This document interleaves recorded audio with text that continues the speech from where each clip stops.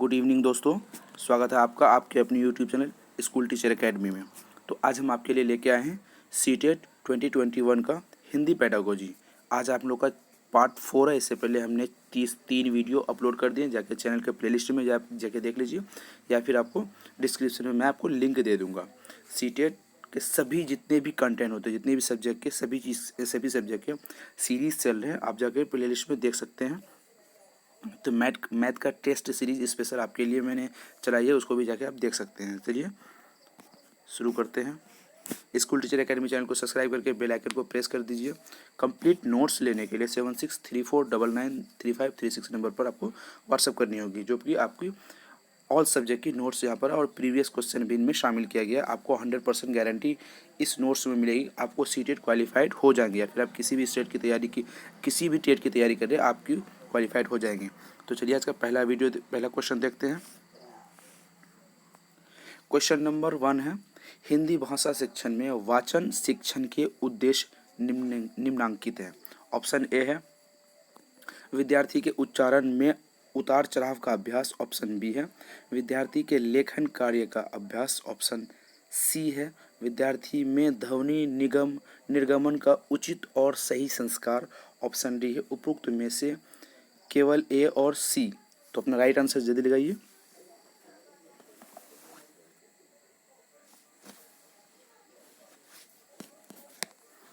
चलिए क्वेश्चन देखते हैं एक बार अच्छी तरीके से।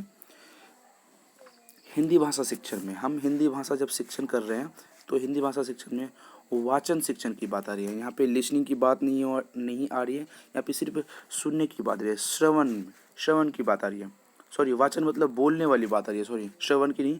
वाचन शिक्षण के उद्देश्य क्या है, बोलने की जो उद्देश्य क्या है, विद्यार्थी के उच्चारण के उतार चढ़ाव क्यों होगा, क्योंकि विद्यार्थी के जो भी पढ़ते हैं विद्यार्थी उच्चारण कर सकते हैं, ये बात सही है, लेकिन उतार चढ़ाव इसमें नहीं आएगा, ये नेगेटिव टैग वर्ड है। विद्यार्थी के लेखन कार्य का अभ्यास होता है। यहाँ पर आपका option number B is the right answer. विद्यार्थी में ध्वनि निर्गमन का उचित और सही संस्कार, ये गलत है। उपरोक्त में से ए और सी, यहाँ पे सिर्फ बी ऑप्शन आपके सही है।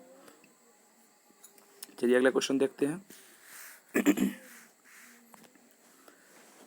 परिवार में होने वाली सदस्यों के बीच वार्ता का संबंध योगदान दे सकता है। ऑप्शन ए है विद्यार्थियों के भाषा विकास में। ऑप्शन बी है विद्यार्थियों के गृह कार्य में। ऑप्शन सी है विद्यार्थियों के परीक्षाओं में। ऑप्शन डी है विद्यार्थियों के वाद विवाद में। तो अपना राइट आंसर लगाइए।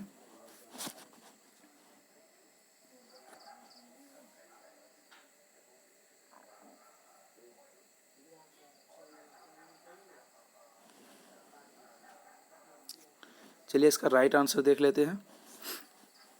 परिवार में होने वाले सदस्यों के बीच वार्ता का संबंध योगदान दे सकता है। क्या योगदान दे सकता है?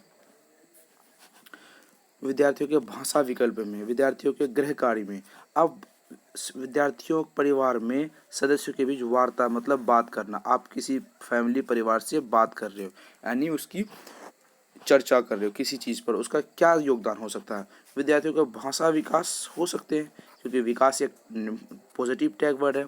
तो पहली बात तो ये पॉजिटिव है, ये हो सकते हैं। और दूसरी बात है यहाँ पे वार्ता है, तो भाषा विकास। अगर आपके घर में, मैं आपको कोडिंग करके बता रहा हूँ, अगर आपके घर में जो लैंग्वेज बोली जाती है, वो लैंग्वेज अगर बेहतर ढंग से बोली जाए, बेहतर तरीके से बोली जाए, तो आपकी जो लैंग्वेज स्किल है, जो भाषा विकास है, वो स्किल आपकी डेवलप हो जाएगी। क्योंकि आपको वहाँ माहौल बेहतर मिल रहा है। आपको मैंने पहले भी बताया है प्रीवियस वीडियो में कि स्टूडेंट के सबसे बेस्ट ऑफ तरीके क्या होते हैं, उसके एटमॉस्फेयर, उसके वातावरण। जिस वातावरण में स्टूडेंट रहता है, उस वातावरण को अपने आप अनुकरण के द्वारा ग्रहण करता है। तो आपके अगर फैमिली में वार्ता अच्छी हो, फैमिली की जो बात संवाद अच्छी हो, तो उस तरीके से भाषा विकास ठीक होंगे। गृह कार्य फैमिली की से वार्ता से कोई ताल्लुक नहीं है। विद्यार्थी परीक्षा कोई ताल्लुक नहीं है। विद्यार्थी का वाद विवाद तो कभी आएंगे ही नहीं। चलिए अगला क्वेश्चन देखते हैं।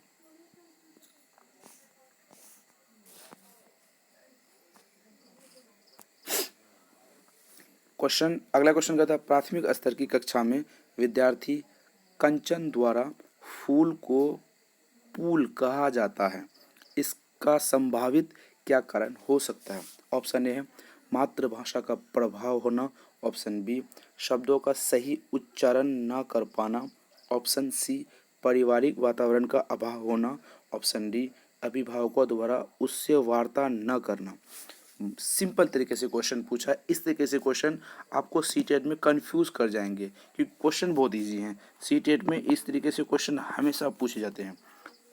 तो यहाँ पे सिंपल क्वेश्चन है लेकिन इसको आपको जवाब देना। आपको लगता हो कि यहाँ पे दो क्वेश्चन आपके लगेंगे सेम टू सेम है, उस सेम टू सेम में आपको बेस्ट को चुनना है क्योंकि लगभग दो क्वेश्चन तो मेरे ख्याल से इसमें पूरे नेगेटिव आते हैं, पर दो क्वेश्चन ऐसे होते हैं सीटेड में जो 90 और 99% रिलेटेड होते हैं। 100 टू 99% रिलेटेड होते हैं, उसमें आपको 100 देना, बस यहाँ पे आपकी कन्फ्यूजन होती है।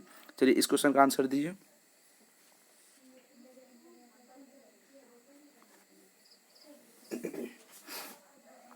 चलिए क्वेश्चन एक बार समझते हैं। प्राथमिक स्तर पर प्राइमरी लेवल की आप बात करें, जब भी आप अपने क्लास में जाएं तो आपको खुद समझना, आप एक टीचर हैं, आप प्राइमरी लेवल के बच्चों को पढ़ाते हैं। पढ़ाने के संबंध में प्राथमिक स्तर की कक्षाओं में विद्यार्थी कंचन, एक विद्यार्थी है कंचन द्वारा, विद्यार्थी कंचन है, फूल को फूल कहा जाता है। ठीक है, तो इसका संभावित क्या कारण हो सकता है? फूल लिखा हुआ है लेकिन वो पुल कहता है। प्राइमरी लेवल के स्टूडेंट की बात हो रही है क्योंकि अपर प्राइमरी होती नहीं है, उन अपर प्राइमरी के बारे में यहाँ बात नहीं हो रही है। आपको यहाँ पे क्लियर कहा गया है प्राइमरी लेवल की बात हो रही है। मातृभाषा का प्रभाव होना, हाँ, क्योंकि उसके घर में जो बोली जाने वाली भाषा है उस पर उसका असर उसके दिमाग में पड़ता है, बच्चों पर मातृभाषा का प्रभाव 100% पड़ता है। सही शब्द का उच्चारण, यहाँ पर आपसे उच्चारण न करना, पहले तो नो आपका नेगेटिव है, ये गलत होगा। दूसरा है उच्चारण, प्राइमरी लेवल के बच्चे उच्चारण नहीं कर पाएंगे, ये आपको गलत है, ये अपर प्राइमरी के लिए। पारिवारिक वातावरण का अभाव होना, अभाव ये नेगेटिव है क्योंकि अभाव किसी चीज़ का नहीं होनी चाहिए। अभिभावकों का उससे वार्ता न करना, यहाँ पर भी न है, तो ये तीनों क्वेश्चन आपके गलत हैं। तो आपके ऑप्शन नंबर ए। आपको याद रखिए प्राइमरी लेवल के जो बच्चे होते हैं उससे मातृभाषा का प्रभाव जरूर पड़ता है। चलिए मैं आपको क्वेश्चन नंबर 1, शायद मुझे लगता है कि मिस्टेक हो गई है।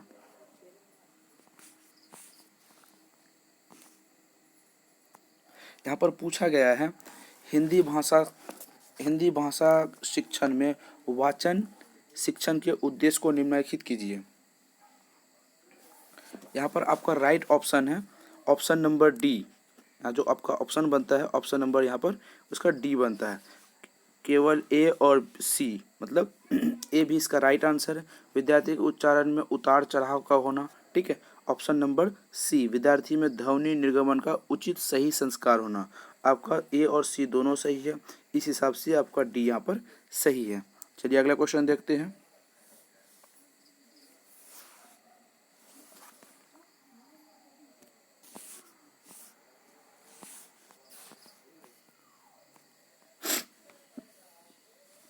प्राथमिक स्तर के विद्यालय में एक हिंदी भाषा के शिक्षक में विद्यार्थियों को कौन सा गुण सबसे अधिक रुचिकर और प्रभावी प्रतीत होता है? ऑप्शन ए है उसकी भाषा व रुचि, ऑप्शन बी है उसकी भाषा व अभिव्यक्ति, ऑप्शन सी है उसकी अध्यापन प्रक्रिया, ऑप्शन डी है उसका पूर्ण व्यक्तित्व। तो अपना राइट आंसर जल्दी लगाइए।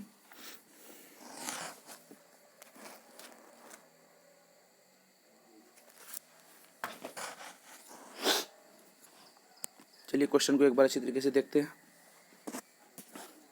प्राथमिक स्तर के विद्यार्थियों में एक हिंदी भाषा के शिक्षक में विद्यार्थियों को कौन सा गुण, यहाँ पर प्राइमरी लेवल की बात हो रही है, विद्यार्थियों में कौन सा गुण सबसे बेस्ट होती है? ठीक है, रुधिकर, अधिक बच्चे रुधिकर प्रभाव प्रतीत होते हैं। ऑप्शन नंबर ए है उसकी भाषा व रुचि, ऑप्शन नंबर बी है उसकी भाषा व अभिव्यक्ति, ऑप्शन नंबर सी है उसकी अध्यापन प्रक्रिया, उसका पूर्ण व्यक्तित्व। यहाँ पर आपका राइट ऑप्शन जो होगा पूर्ण व्यक्तित्व होगा। क्यों? प्राथमिक स्तर के विद्यालय में एक सबसे हिंदी भाषा के शिक्षक जो उस तरीके से शिक्षक अगर बेहतर गुण होंगे, शिक्षा में बेहतर गुण होंगे, उससे विद्यार्थी अनुकरण के द्वारा सीखता है, तो यहाँ पर पूर्ण गुण होंगे। चलिए अगला क्वेश्चन देखते हैं। एक विद्यालय के प्रधानाचार्य होने के नाते आप अपने विद्यालय के विद्यार्थियों को किस रूप में देखना पसंद करेंगे? देश के वकील के रूप में, ऑप्शन बी है। उच्च स्तर के व्यवसायिक के रूप में, ऑप्शन सी है। उत्तम नागरिक के रूप में, ऑप्शन डी समाज सुधारक नेता के रूप में। ये आपके गांव देहात से रिलेटेड है क्वेश्चन, क्योंकि और देश से रिलेटेड है क्वेश्चन, क्योंकि इस तरीके से क्वेश्चन आपके जो ये सिलेबस, आउट ऑफ सिलेबस इस तरीके से क्वेश्चन पूछा जाता है। ये अपने मन से जवाब देना है, यहाँ पे कोई सिलेबस नहीं है। इस आधार पे आप एक एज ए टीचर है, आप टीचर के हेड मास्टर हैं, आपको इन बच्चों में अपने जो स्टूडेंट हैं वो किस रूप में आप देखना पसंद करेंगे, यहाँ पर इस सवाल का पूछा गया है। तो यहाँ पे आपको लगभग सभी ऑप्शन सही लगते हैं, पर एक्चुअली में ये ऑप्शन एक ही होंगे। तो आपको यहाँ पर डिसाइड करना होगा कि ये ऑप्शन कौन हो सकते हैं। तो चलिए अपना राइट आंसर जल्दी दीजिए।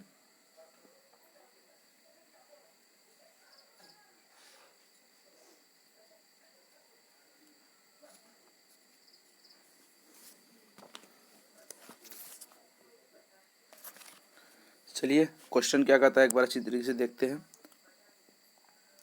एक विद्यालय के प्रधानाचार्य यानी हेड मास्टर है होने के नाते आप अपने विद्यालय में जितने भी आपके स्टूडेंट पढ़ते हैं, आप उसको क्या देखना चाहिए? देश के वकील, ये भी देख सकते हैं। एक उच्च स्तर के व्यवसायिक के रूप में, एक बहुत बड़ा बिजनेसमैन देख सकते हैं उसे। उत्तम नागरिक के रूप में, समाज सुधारक नेता के रूप में। तो आप क्या देखना चाहेंगे? तो आप यहाँ पर वकील अच्छी चीज़ है, पर सबसे बेस्ट कौन है इनमें से? एक उत्तम नागरिक। एजुकेशन का मतलब क्या होता है? एजुकेशन का मतलब होता है व्यक्ति को व्यक्तित्व के गुण को निखारना। एक व्यक्ति है, उसके व्यक्तित्व के गुण को निखारना एजुकेशन का महत्व बनता है। तो यहाँ पर आपका देश के वकील देख सकते हैं, उच्चतम नागरिक भी देख सकते हैं, यह भी सही होगा। लेकिन सबसे बेस्ट आपका ऑप्शन यहाँ पर ऑप्शन नंबर सी है। एजुकेशन का मतलब आप प्रधानाचार्य है, प्रिंसिपल है, हेड मास्टर है। हेड मास्टर आप बच्चे को क्या दे रहे हैं? एजुकेशन दे रहे हैं। एजुकेशन एक नागरिक के व्यक्ति के व्यक्तित्व को निखारता है, इसलिए उत्तम नागरिक बनाता है। एजुकेशन क्या बनाता है? एक स्टूडेंट को उत्तम नागरिक बनाता है। बेस्ट क्वेश्चन है, इसको MVVI करके रखिए। और ये अपने लॉजिक से देना, नहीं ऐसा कोई नहीं है कि हम आपको सिलेबस में मिलेगा, ये आउट ऑफ सिलेबस है। मैंने पहले भी कहा, अपने मन से देना है।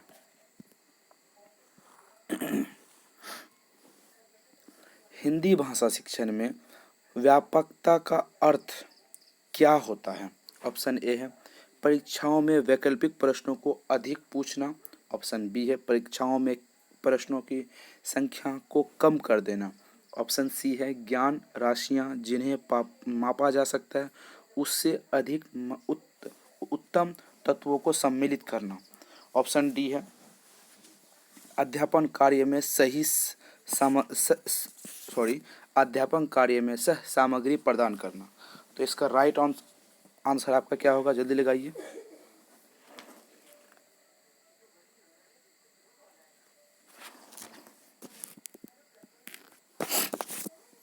चलिए क्वेश्चन क्या कहता है अच्छी तरीके से समझते हैं। क्वेश्चन कहता है हिंदी भाषा के शिक्षण में व्यापकता मतलब ब्रॉड, यहाँ पे बात रही व्यापकता मतलब ब्रॉड की बात रही। व्यापकता मतलब बहुत बड़ा चीज़, उसमें क्या हो सकती है, क्या हो सकता है? परीक्षाओं में वैकल्पिक प्रश्नों को पूछना, ये वैकल्पिक प्रश्नों को पूछना ये इतना इम्पोर्टेंट नहीं है। परीक्षाओं में प्रश्नों की संख्या को कम कर देना, ये कौन सा लॉजिक? और ना ही कम कर सकते ना ही बड़ा कर सकते। ज्ञान राशियाँ जिन्हें मापा जा सकता है उसमें अधिक उत्तम तत्वों को सम्मिलित करना। यहाँ पे किसी भी चीज़ को, ज्ञान की राशियों को बढ़ाना, उसमें उत्तम तत्वों को सम्मिलित करना, ये बेस्ट है आपका। अध्यापन कार्य में सह सामग्री प्रदान करना, ये बिल्कुल गलत है। इसलिए आपका यहाँ पे सबसे बेस्ट क्या है? ऑप्शन लगभग तीनों सही है, लेकिन बेस्ट क्या है? बेस्ट है ज्ञान राशियाँ जिन्हें मापा जा सकता है उसमें उत्तम तत्वों को सम्मिलित करना। यहाँ पर उत्तम दिखता है, उत्तम मतलब बेस्ट होता है आपका, ये पॉजिटिव टैग वर्ड है, इसलिए आपका ऑप्शन नंबर सी सही होगा। अगला क्वेश्चन देखते हैं। शब्दार्थ, व्याकरण, अक्षर विन्यास तथा पाठ्य सामग्री की जांच इत्यादि किससे संबंधित है? व्यापकता से, वस्तुनिष्ठता से, शब्दकोश से, अध्ययन से। तो अपना राइट आंसर लगाइए।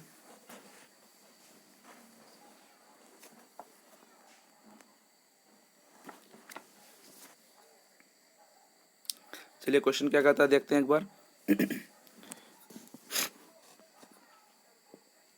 शब्दार्थ, व्याकरण, अक्षर विन्यास का पाठ्य सामग्री मतलब सिलेबस में इनकी जांच इत्यादि किससे संबंधित है। व्यापकता मतलब ब्रॉड ये हो सकती है। वस्तुनिष्ठता मतलब ऑब्जेक्टिव टाइप के क्वेश्चन जो होते हैं उस तरीके से इसका शब्दकोश होते हैं। इस तरीके से इसका पाठ्य सामग्री में इस तरीके से शब्दार्थ, व्याकरण, अक्षर विन्यास शामिल किया जा सकता है। चलिए अगला क्वेश्चन देखते हैं। आप प्राथमिक कक्षा में हिंदी शिक्षक हैं। आपकी कक्षा में छात्रा अनुपमा सदैव अभिव्यक्ति सदैव अभिव्यक्ति के दौरान त्रुटियां करती है। आपके द्वारा उसे बार बार डांटने से अनुपमा की त्रुटियों को नहीं समझ पाएंगे। ऑप्शन बी है अनुपमा अपनी त्रुटियों का भान होने पर अपनी त्रुटियों में जल्द से जल्द सुधार करने का प्रयास करेंगे। अनुपमा अपनी आत्मविश्वास खो देगी तथा सदैव मौन धारण कर लेगी। ऑप्शन डी है अनुपमा अपने अभिभावकों को हिंदी शिक्षक से मिलने को कहेगी। अपना राइट आंसर लगाइए। सिंपल क्वेश्चन है, क्वेश्चन इतना भी दिक्कत नहीं करता जितना आप सोच रहे होंगे।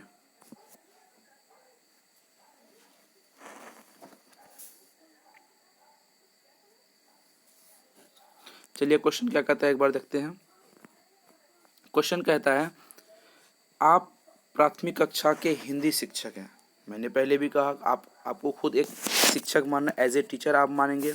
आपकी कक्षा में छात्रा अनुपमा, एक छात्रा है अनुपमा, सदैव अभिव्यक्ति के दौरान त्रुटियां करती है, लगातार वो गलती करती है अपनी सोच समझ दृष्टि के आधार पर।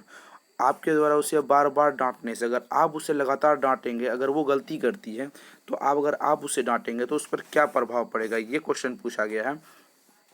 तो यहाँ पर प्रभाव क्या पड़ेगा, अनुपमा त्रुटियों को नहीं समझ पाएंगी। ऐसा नहीं, अगर आप उसे डांटेंगे तो हाँ ये बिल्कुल यहाँ पे ऐसा है, त्रुटियों को नहीं समझ पाएंगी, ऐसा नहीं, बिल्कुल भी नहीं है। ऑप्शन नंबर बी है अनुपमा अपनी त्रुटियों का भान होने पर अपनी त्रुटियां जल्द से जल्द सुधार करने का प्रयास करेंगे। ऑप्शन नंबर बी आपका राइट आंसर है। चलिए अगला क्वेश्चन देखते हैं।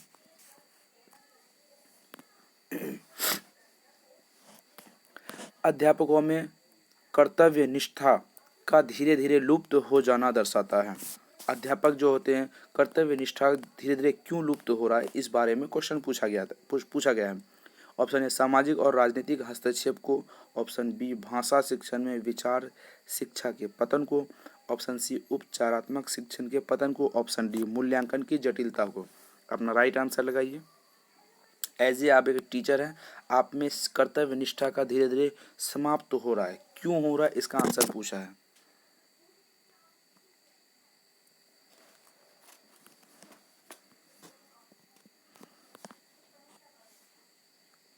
चलिए क्वेश्चन को समझते हैं एक बार। अध्यापक में कर्तव्य निष्ठा मतलब आप एक टीचर है, एक टीचर जो अपने कर्तव्य का निष्ठापूर्ण कार्य नहीं करता, उनमें उसके निष्ठापूर्ण कार्य करने में अब दोषी आ रही है, लेकिन वो अब वो नहीं कर पाता, क्यों, या तो उनके मन नहीं लगते, वो होते हैं ना उस तरीके से जिस तरीके से पहले करते थे। पहले के दौर में जो टीचर की वैल्यू होती है, उसकी वैल्यू उसकी जो घट जाती है, क्यों घटने लगती है, धीरे धीरे लुप्त हो रही है। इसका क्या कारण है, सामाजिक और राजनीतिक हस्तक्षेप। ऐसा बिल्कुल भी नहीं है, सामाजिक हो सकता है, राजनीतिक हस्तक्षेप एजुकेशन पे या फिर टीचर पे नहीं पड़ता है, पर्सनल एक अध्यापक पर नहीं पड़ता है। भाषा शिक्षण में विचार शिक्षा के पतन को, हाँ यहाँ पे एक ऑप्शन, क्योंकि हम भाषा की क्लास पढ़ रहे हैं, हिंदी की क्लास पढ़ रहे हैं, भाषा से रिलेटेड जो क्वेश्चन होंगे वो बेहतर होते हैं ज़्यादातर। अगर आप सबसे पहले देखेंगे यहाँ पर, आप हिंदी की क्लास पढ़ रहे हैं तो हिंदी में इस तरीके से क्वेश्चन अगर भाषा के बारे में आती है तो भाषा आपकी सही होती है, वो ऑप्शन आपकी राइट होती है। भाषा शिक्षण में विचार शिक्षा के पतन को, तो भाषा शिक्षण में विचार जो होती है शिक्षा के पतन को धीरे धीरे कर्मनिष्ठा का लुप्त हो जाना कहलाएगा। उपचारात्मक शिक्षण के पतन को, ऐसा नहीं हो सकता, उपचारात्मक शिक्षण के पतन को उपचार करने के बाद कर्मनिष्ठा की और ज्ञान बढ़ेगी, खत्म नहीं हो। मूल्यांकन की जटिलता, ये भी बिल्कुल नहीं होगी। अगला क्वेश्चन देखते हैं। विद्यालय समाज का एक अभिन्न अंग होता है, इसलिए एक भाषा शिक्षक को चाहिए कि वह समाज और विद्यालय को मिलाकर कार्य करे ताकि समाज में सुदृढ़ हो सके। ऑप्शन बी है वह केवल विद्यालय का कार्य कुशलता पूर्वक पूर्ण करे। ऑप्शन सी है वह केवल पाठ्यक्रम के अध्यापन पर ध्यान केंद्रित करे। ऑप्शन नंबर डी उपयुक्त में से केवल सी इसका राइट आंसर लगाइए। इसका राइट आंसर मेरे ख्याल से आप आराम से दे पाएंगे। आप पहले ये तो चेक करो कि आपको 15 में से कितने आ रहे हैं, 10 में से कितने आ रहे हैं। आप कमेंट में ये करके बताइए कि जितने क्वेश्चन हो रहे हैं, क्वेश्चन की गिनती कितनी है। आप 10 क्वेश्चन है तो 10 में से आप कितने कर पा रहे हैं। हमने लगातार कम से कम 10 क्वेश्चन हर टेस्ट सीरीज में शामिल करते हैं। आप कमेंट में ज़रूर बताइए या फिर व्हाट्सएप ग्रुप में ज़रूर बताइए 7634993536 इस नंबर पे व्हाट्सएप करके व्हाट्सएप ग्रुप में ज़रूर बताइए 10 में से आपके कितने मार्क्स आ रहे हैं। अगर 10 में से आपके 8 मार्क्स भी आ जाते हैं, 10 को गुना करेंगे 3 से तो 30 मार्क्स, टोटल 30 मार्क्स पूछती है। 8 को गुना करेंगे 3 से तो 8 3 के 24। अगर 24 को हम 5 से गुना करेंगे तो 25 या 75। 25 को 5 से गुना करेंगे तो 112 नंबर आएंगे। 112 ना 25 सॉरी 24 है 116 नंबर आएंगे। 25 को 25 तिया 75 25 चौक 100 25 पंचे 125 उसमें से 5 घटा देंगे तो सॉरी 125 में 5 घटाएंगे तो कितने आएंगे।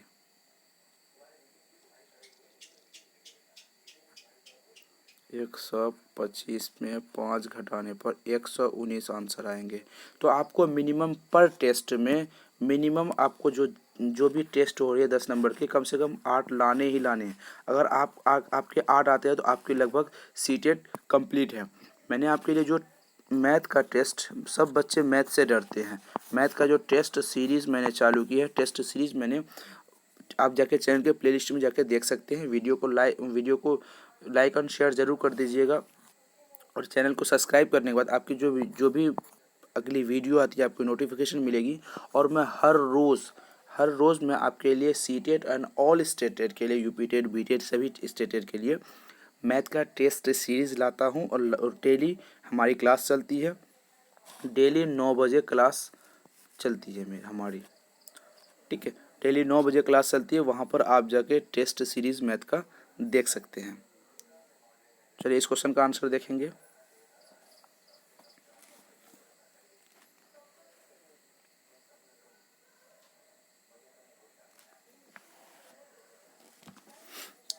आई होप क्वेश्चन आपको समझ में आ गई। एक विद्यालय समाज का एक अभिन्न अंग होता है, इसलिए एक भाषा शिक्षक को क्या चाहिए।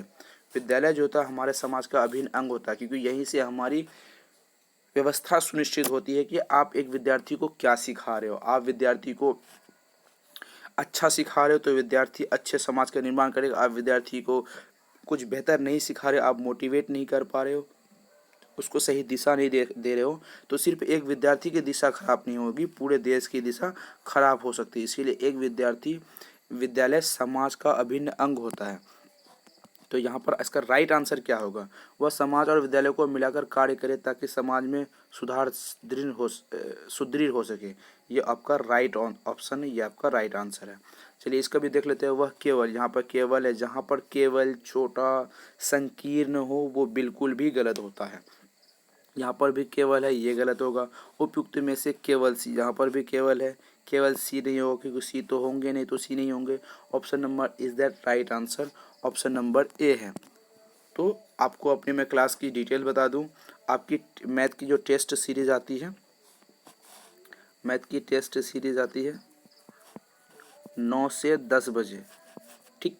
उसके बाद ईवीएस की जो आती है आपकी, ईवीएस की आती है 4 बजे। उसके बाद सीडीपी नहीं, हिंदी आती है आपकी, हिंदी 6 बजे शाम को आती है। फिर उसके बाद सीडीपी आती है आपकी 8 बजे शाम को। ये क्लास आपकी चलती है मैथ ईवीएस सीडीपी हिंदी। ये आपको इसका टाइम टेबल नोट कर सकते हैं। तो आज के लिए बस इतना ही। वीडियो शेयर जरूर कर दीजिए। यूट्यूब पे देखते हैं तो चैनल को सब्सक्राइब कीजिए और बेल आइकन को प्रेस कीजिए। अगर आप फेसबुक पेज देख रहे हैं तो फेसबुक पेज को लाइक करके फेसबुक पेज को फॉलो करें।